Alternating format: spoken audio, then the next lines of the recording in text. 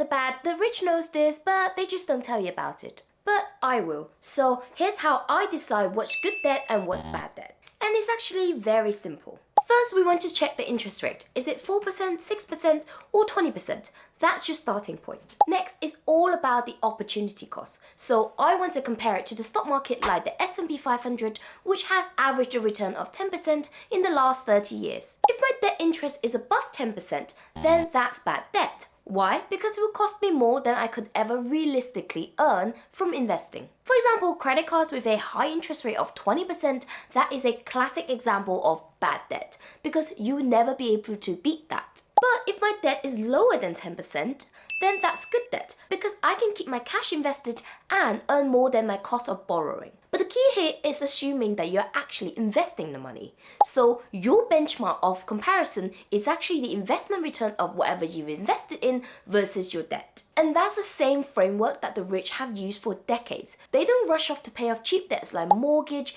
business loan, or even financing.